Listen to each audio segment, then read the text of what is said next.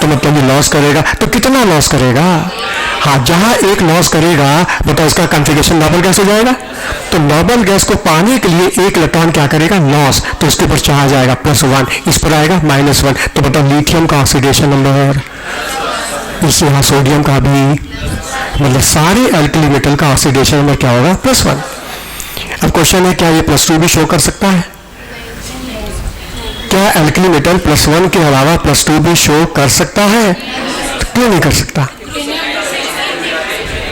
याद करो, हमने जब आयशा जी पढ़ाया था, ये बात हमने वहां बताया था कि एल्कली मेटल की फर्स्ट आयशा जी सबसे कम और सेकंड सबसे ज्यादा, पूरे पीरियड में सबसे ज्यादा है। इतनी ज्यादा है कि सेकंड इलेक्ट्रॉन लॉस नहीं होगा, मतलब ये +2 ऑक्सीडेशन नंबर शो नहीं करेगा। तो एल्कली मेटल का केवल एक ही ऑक्सीजन सेट पाया जाता है नेचर में, प्लस नोट करो, alkali metal show only +1 oxidation state. Alkali metal show only +1 oxidation state.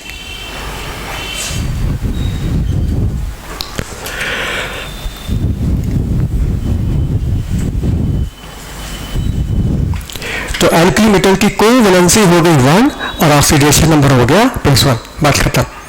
आगे बढ़ो, earth metal. Earth metal, earth metal में क्या आता है?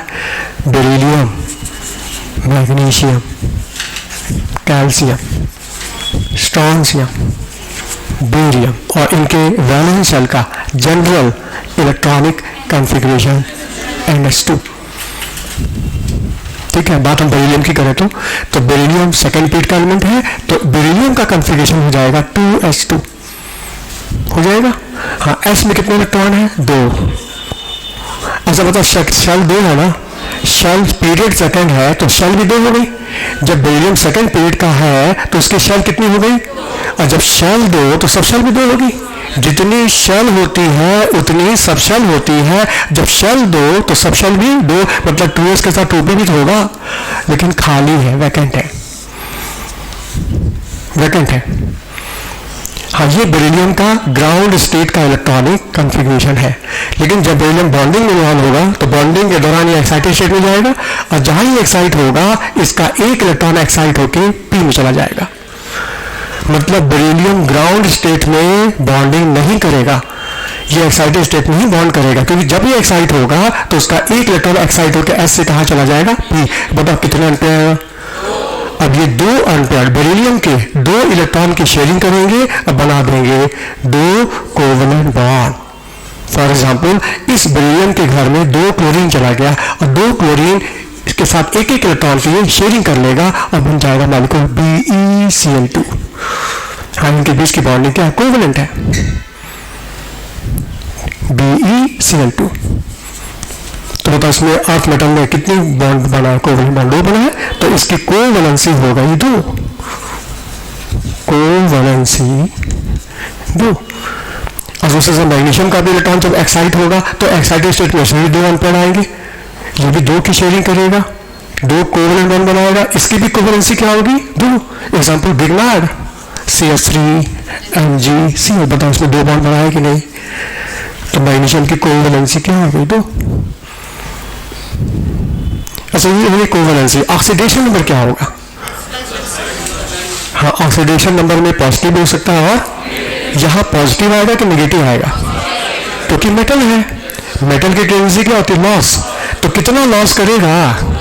उतना लॉस करेगा जितना लॉस करने से स्टेबिलिटी आ जाए। जहां ये 2 लॉस कर देगा, बेरिलियम का कॉन्फ़िगरेशन क्या होता था? बेरिलियम का 1s2 2s2, तो जहां ये 2 लॉस करेगा मतलब हीलियम की स्टेबिलिटी आ जाएगी। तो हीलियम की स्टेबिलिटी पाने के लिए 2 का लॉस करेगा, मतलब ऑक्सीडेशन नंबर हो जाएगा +2। तो अर्थ मेटल की कोवैलेंसी हो गई 2 और ऑक्सीडेशन नंबर हो गया +2। अच्छा, कोवैलेंसी +2 मत बोलना, क्योंकि कोवैलेंसी कभी पॉजिटिव नेगेटिव में नहीं होती है, कोवैलेंसी केवल 2 बोलना। ऑक्सीडेशन नंबर पूछे तो +2 बोलना। नोट करो, earth metal covalency 2, oxidation number +2। In earth metal covalency 2 but oxidation number +2।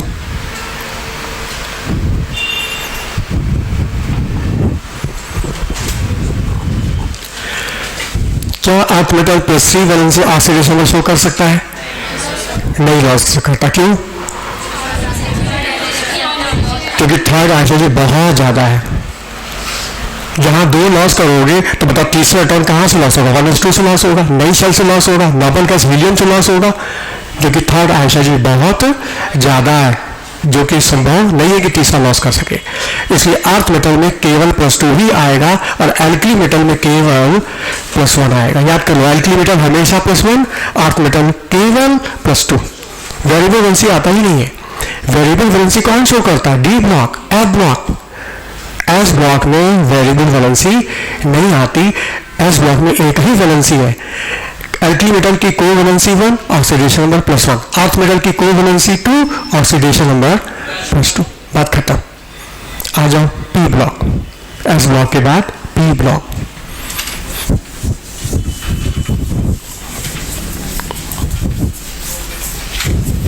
हाँ, एलिमेंट कौन सा है पी ब्लॉक में? Boron, aluminium, gallium, indium, thallium. इनकी वैलेंस शेल का कॉन्फ़िगरेशन NS2 NP1। पहले इनकी कोवैलेंसी देखी जाए कि आखिर कितने कोवैलेंट बॉन्ड बना सकते हैं ये। हम बात पहले बोरान की करें तो बोरान, हाँ बोरान सेकंड पेड का है, तो कॉन्फ़िगरेशन क्या होगा? 2s2 2p1। s में कितने इलेक्ट्रॉन है? 2। p में कितने हैं? 1। मतलब बोरान के पास ग्राउंड स्टेट में एक ही अनपेयर है, मतलब ये एक इलेक्ट्रॉन की शेयरिंग ग्राउंड स्टेट में कर सकता है। क्या एक इलेक्ट्रॉन की शेयरिंग करने से इसका ऑर्बिट कंप्लीट होगा? क्या इलेक्ट्रॉनिक स्टेबिलिटी मिलेगी? नहीं मिलेगी। तो ये स्टेबिलिटी पाने के लिए एक्साइटेड हो जाएगा, और जहां ये एक्साइट होगा तो उसका एक इलेक्ट्रॉन एक्साइट होके पी में चला जाएगा। अब बताओ कितने एम्पेयर हो गए? अब ये 3 एम्पेयर 3 इलेक्ट्रॉन की शेयरिंग करेंगे, अब बनाएंगे 3 कोवैलेंट बॉन्ड, जैसे BF3, BS3, BCl3, AlCl3। मतलब 3 दिख रहा है कि नहीं? मतलब हर केस में एलिमेंट की कोवैलेंसी कितनी है? 3। नोट करो, कोवैलेंसी हो जाएगी 3।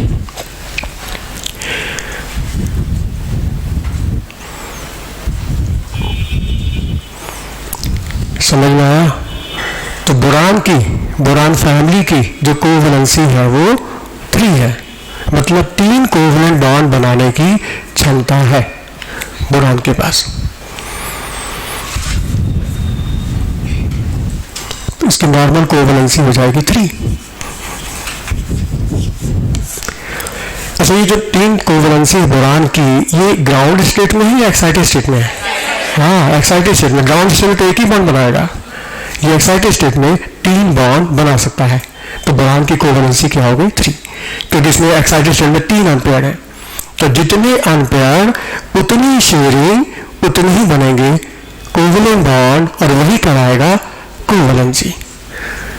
अब ये कंसेप्ट हम पूरे ब्लॉक में लगाएंगे, नहीं कि इसकी बात है, हम पूरा S block, P block, D block सब में लगाते चले जाएंगे, हमको कोवैलेंसी सबकी मिल जाएगी। हम करके दिखा रहे हैं। हाँ, अच्छा, ऑक्सीडेशन नंबर की बात करें तो ऑक्सीडेशन नंबर क्या आएगा? पॉजिटिव भी आ सकता है और नेगेटिव भी आ सकता है। इसमें क्या आएगा? पॉजिटिव आएगा, नेगेटिव आएगा। नेगेटिव तब आएगा जब इलेक्ट्रोनेगेटिव ज्यादा होगी। ज्यादा है तो गेन करेगा माइनस, और कम है तो लॉस करेगा प्लस। तो बताओ इनकी इलेक्ट्रोनेगेटिव ज्यादा है या कम है? कम है। ज्यादा तो हाइड्रोजन फैमिली की है, ऑक्सीजन फैमिली की है, इसकी तो इलेक्ट्रोनेगेटिव कम है, तो इसकी टेंडेंसी गेन करने की नहीं, लॉस करने की है। तो ठीक है, लॉस ही करेगा। तो पहले कहां से करेगा? बी से करेगा कि पहले एस से करेगा?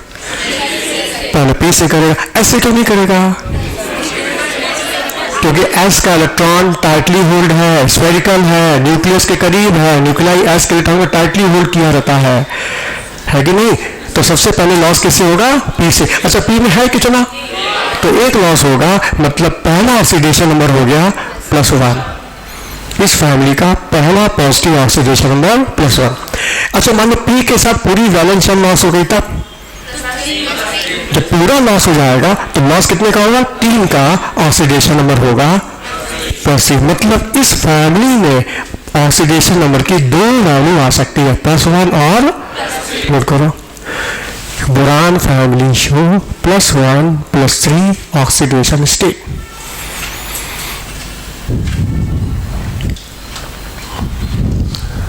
Boron family show +1 and +3 oxidation state.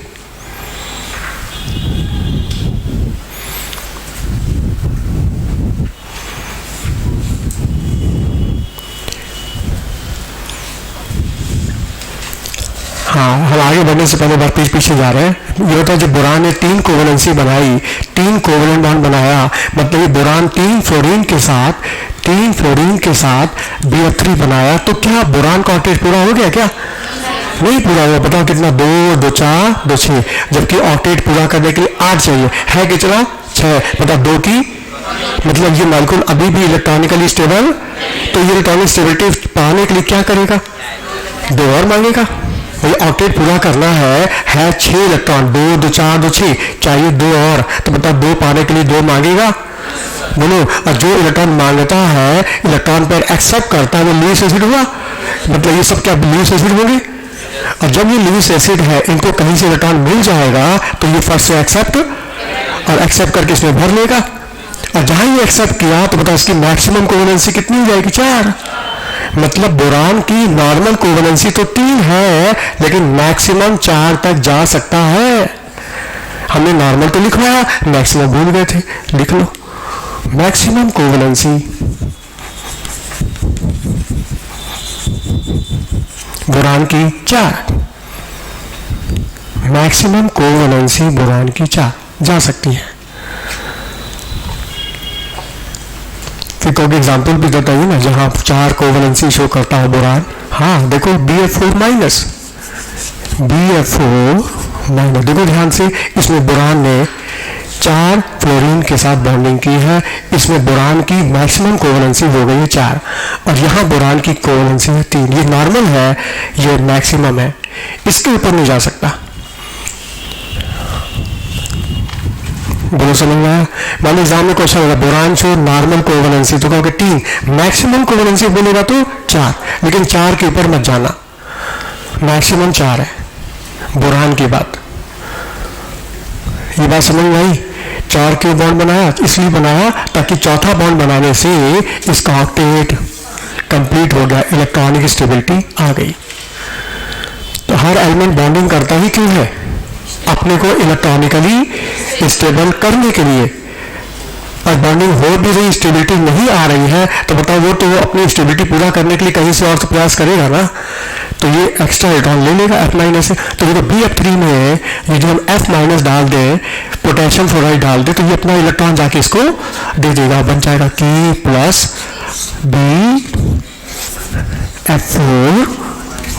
बन गया।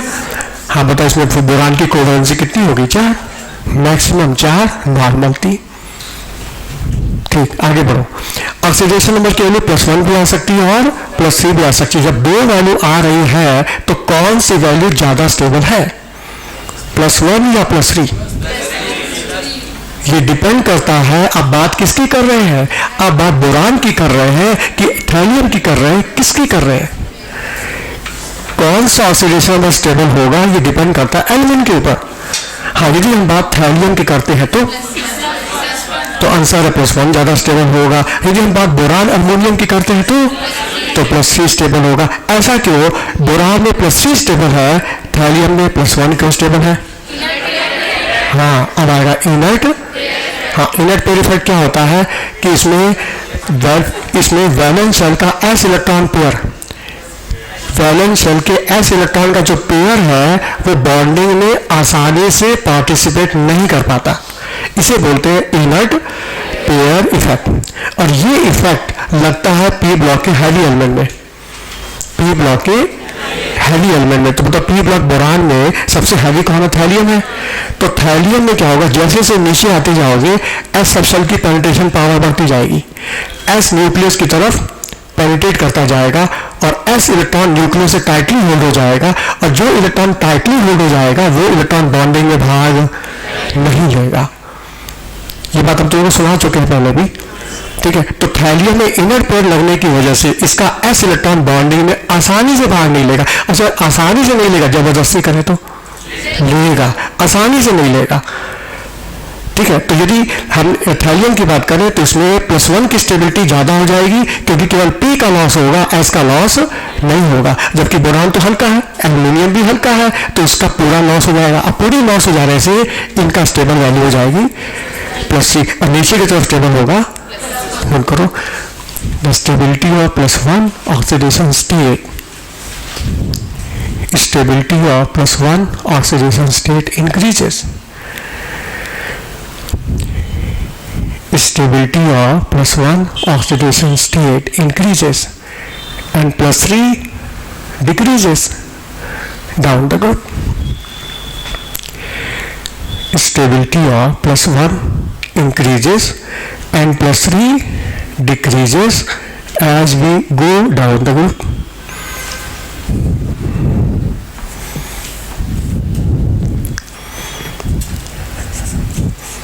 ठीक है, तो थैलियम का सबसे स्टेबल वैल्यू हो गई +1। बोरान एल्यूमिनियम का स्टेबल है +3। अच्छा, इससे फायदा क्या है? ठीक है, हमको थैलियम का +1 स्टेबल मिल गया, इससे हमको फायदा क्या है?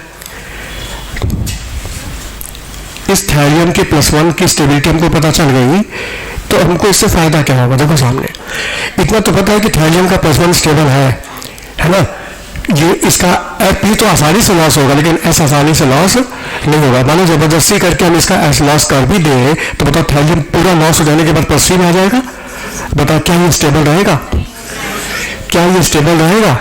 नहीं रहेगा, क्योंकि थैलियम का स्टेबल क्या है?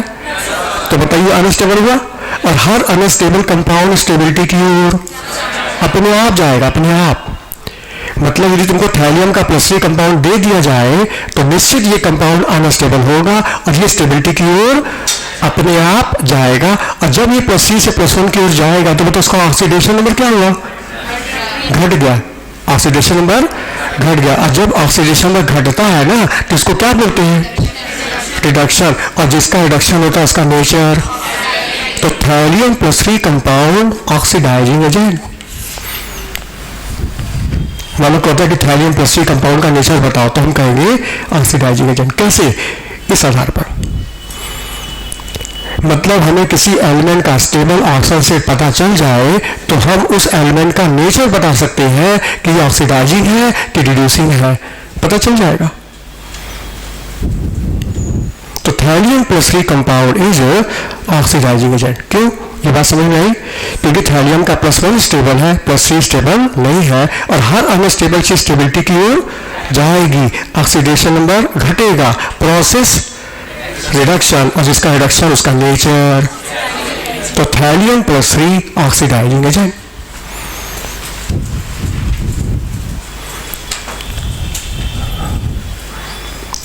अच्छा, और फायदा क्या है कि जब हमको पता चल गया थैलियम का +1 स्टेबल है और एल्कली मेटल का भी +1 स्टेबल होता है, तो जो प्रॉपर्टी एल्कली मेटल की है वही प्रॉपर्टी थैलियम की भी होगी।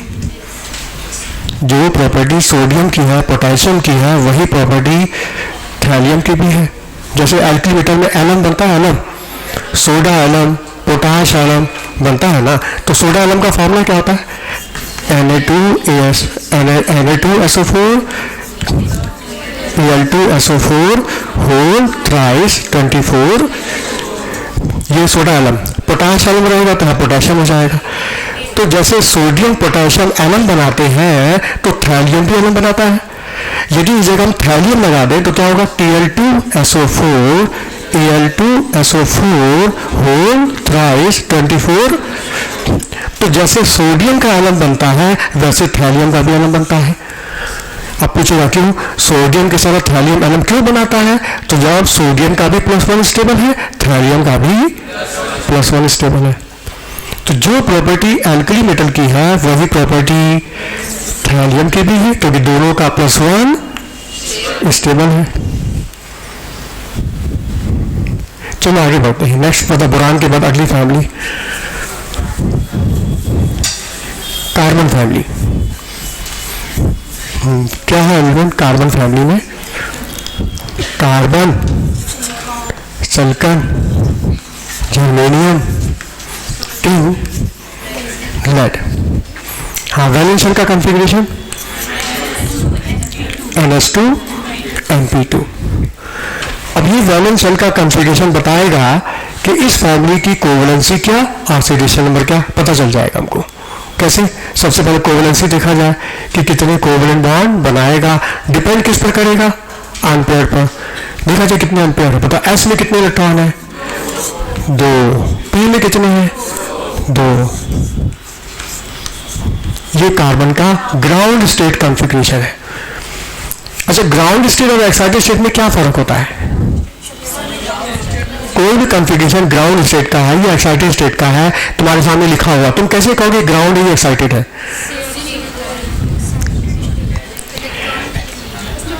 ग्राउंड स्टेट का जो कॉन्फ़िगरेशन होता है उसके इलेक्ट्रॉन पर न्यूक्लियस का अट्रैक्शन ज्यादा होगा। जब न्यूक्लियाई वैलेंस शेल के इलेक्ट्रॉन को टाइटली होल्ड किया हुआ है तो वो ग्राउंड स्टेट है, और जब लूजली होल्ड हो जाएगा एक्साइटेड स्टेट। अब मान लो हम इस इलेक्ट्रॉन को एक्साइट करके यहां ले जाए तो बताओ कॉन्फ़िगरेशन ये हो जाएगा ना, जोड़ के यहां चला जाए तो बताओ 1 2 3 4। अब ये हो गया कार्बन का एक्साइटेड स्टेट। अब पहले क्या था, ये ग्राउंड स्टेट था। ध्यान से देखो, इस पे इलेक्ट्रॉन, इस इलेक्ट्रॉन पर न्यूक्लियस का अट्रैक्शन ज्यादा है।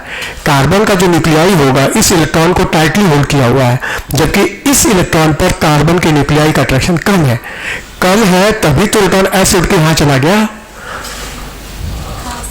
यदि टाइटली होल्ड रहता है इलेक्ट्रॉन तो उठ के जाता ही नहीं। देखो यहां बना हुआ है, पेयर्ड है, मतलब इस इलेक्ट्रॉन पर न्यूक्लियस का अट्रैक्शन ज्यादा है, तो दिस इज ग्राउंड स्टेट। और जहां तुमने एक्साइट करके आगे शिफ्ट कर दिया, बताओ ये किसके अनुसार है, आब्बा के अनुसार है। बताइए आब्बा फॉलो कर रहा है ना। आब्बा क्या बोलता है कि पहले किसमें भरता है, पहले 4s, पहले इस S में भरेगा फिर P में भरेगा। तो S और P के अनुसार रिटर्न भर रहा है ना, आब्बा के अनुसार। तो यदि आब्बा के अनुसार हम भर रहे हैं तब तो ये ग्राउंड स्टेट हो गया। अच्छा, भरने के बाद तुमने S को उठा के P में शिफ्ट कर दिया तो क्या ये आब्बा रूल फॉलो हो रहा है? नहीं, इलेक्ट्रॉन S उठ के कहां चला गया, P में, मतलब न्यूक्लियस से दूर हो गया। जब इलेक्ट्रॉन न्यूक्लियस से दूर हो गया मतलब इलेक्ट्रॉन पर न्यूक्लियस का अट्रैक्शन कम हो गया, मतलब वो हो गया एक्साइटेड स्टेट में। ये ग्राउंड स्टेट कॉन्फ़िगरेशन है और ये एक्साइटेड। बताओ ग्राउंड स्टेट में कितने एम्पेयर है और एक्साइटेड स्टेट में कितने एम्पेयर है, 4। ये जब ग्राउंड स्टेट की बॉन्डिंग करेंगे कार्बन की तब तो 2 बॉन्ड बनेंगे, 2 कोवलेंट बॉन्ड, और एक्साइटेड स्टेट में बॉन्ड बनाएंगे तो 4 बन जाएंगे। पता स्टेबिलिटी किसमें मिलेगी, ग्राउंड स्टेट में कि एक्साइटेड स्टेट में? ऐसा क्यों? ग्राउंड स्टेट में क्यों स्टेबिलिटी आएगी? हाँ, बॉन्डिंग के बाद कितने जाएंगे, 2 2 4 2 6, फिर 2 ही ना बॉन्ड बनाएगा, तो 2 बॉन्ड बनाएगा तो कितने जाएंगे, 2 2 4 2 6। अथवा इसमें बॉन्डिंग करते हैं तो 2 2 4 2 6 2 8। इसका एग्जाम्पल जैसे मिथेन, बस 4 हाइड्रोजन के साथ तुमने शेयरिंग कर दी तो क्या बन गया, मिथेन। इसमें तुमने हाइड्रोजन से शेयरिंग कर दी तो बन जाएगा कार्बीन। ये कार्बन के साथ 2 अनपेड और 2 की शेयरिंग करती है हाइड्रोजन की, क्या बन गया, कार्बीन।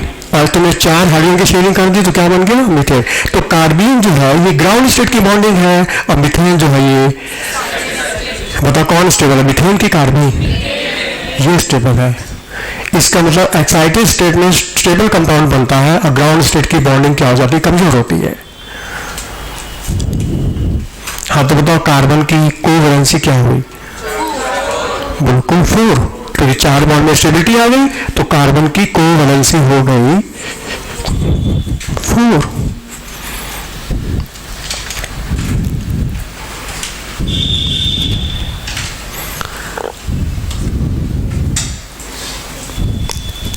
यदि कहता है कार्बन ग्राउंड स्टेट में कोवैलेंसी क्या शो करेगा, तो कहना 2। ग्राउंड स्टेट में कोवैलेंसी कार्बन की 2 और एक्साइटेड स्टेट में कोवैलेंसी हो जाएगी कार्बन की 4। अच्छा, ऑक्सीडेशन नंबर क्या होगा? हाँ, ऑक्सीडेशन नंबर आएगा लॉस गेन करने से। तो बताओ इसमें से लॉस होगा या गेन होगा? इनकी इलेक्ट्रोनेगेटिव ज्यादा है या कम है? और जब कम है तो लॉस करेगा। अच्छा, लॉस कहां से करेगा, पी से कि एस से? कितना लॉस करेगा, 2। तो ऑक्सीडेशन नंबर हो गया +2। अच्छा, पूरी वैलेंस शेल का लॉस कर दिया तो +4। तो मतलब इस फैमिली में ऑक्सीडेशन नंबर की 2 वैल्यू आ सकती है, +2 एंड, नोट करो, group element show +2 +4 oxidation state. Group element show +2 +4 oxidation state.